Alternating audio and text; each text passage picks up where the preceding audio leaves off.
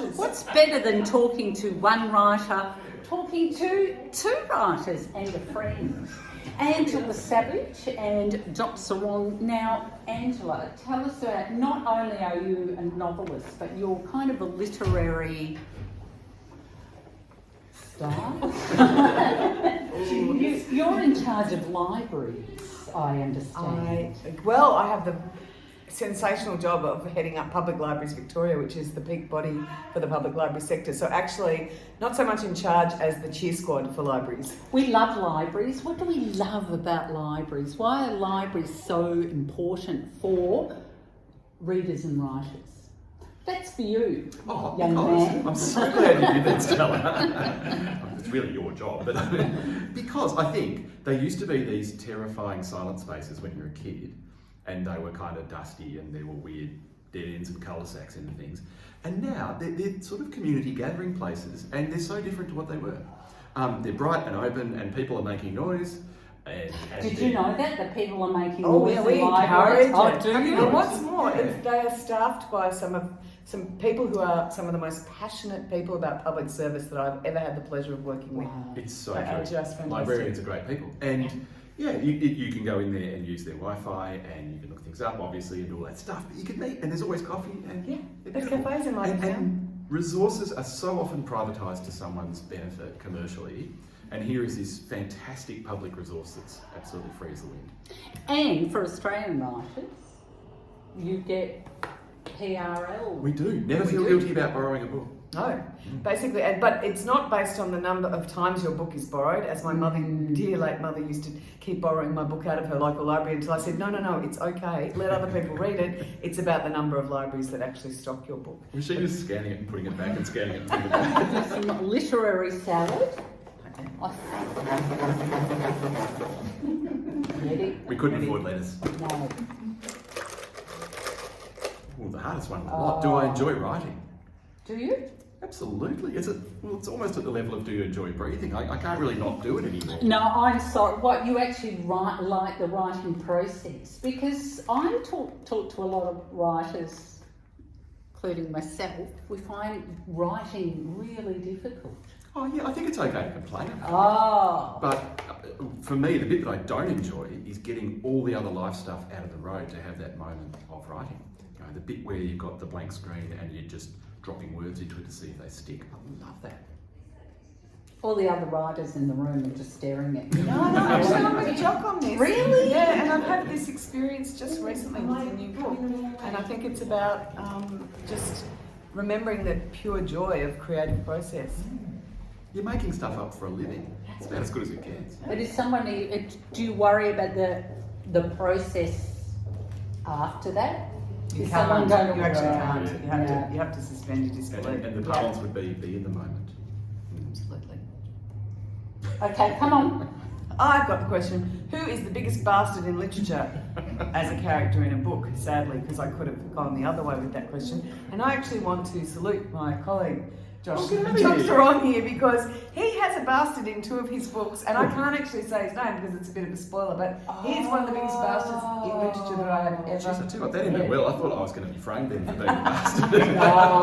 No, in Preservation and in The Burning Island, again, without giving too much away, there are characters who make my toes curl, and it's in fact been on rereading that I've realised just how bad they are.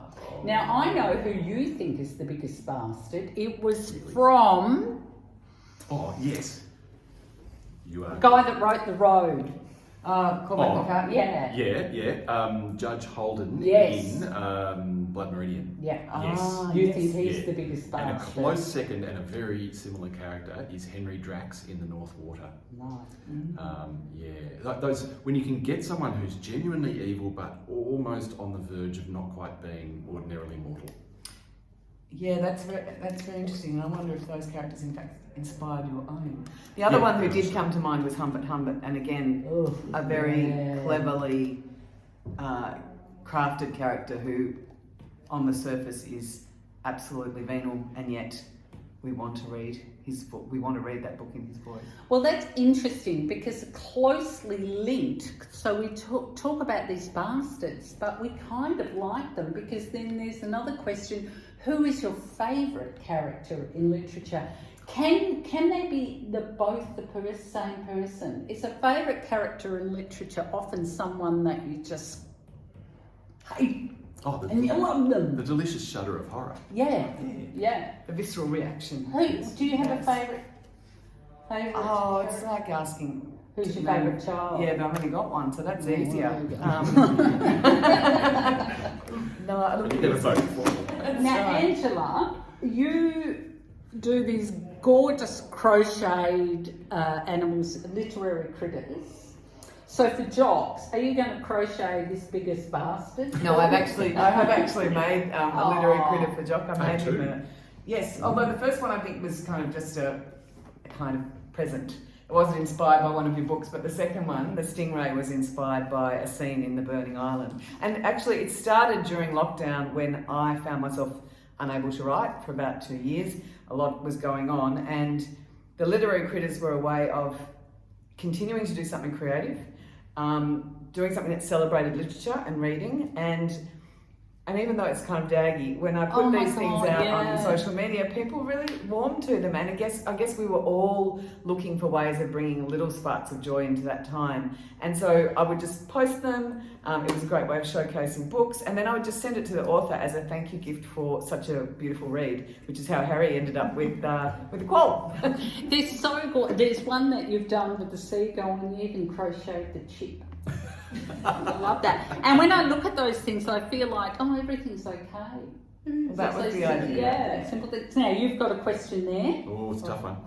Do you have imposter syndrome? Do you? Do you ever get imposter Daily. syndrome? Really? Absolutely, yeah. And I was thinking about this just the other day because I opened a novel which was one of those ones that you wouldn't necessarily choose to pick from a store, but for whatever reason in the work you're reading this novel. And I thought, this is really, really well done. And every time I have that thought about a novel, my next thought is, I could never do this. And that's what I got rereading Jock's book, Reservation, just recently, thanks mate. So there's always someone looking at someone going, I can't do what they do. Oh yeah, I can't I do don't that. think you can be a writer without having imposter syndrome. Because each of them is the perfect representation of the inside of someone's head, where they've absolutely tried their guts out to do the thing that they can see inside their head, and therefore none of us could do that thing ourselves. I don't think anybody would ever look at you and go, that man has imposter syndrome. And all of them do. Everyone does. I don't think a writer who doesn't have it is being honest with themselves. Jock Serong and Angela Savage, lovely to chat with you both, Stella. and our little friend, Stella. and I'll see you next time on 30 Books. Yay!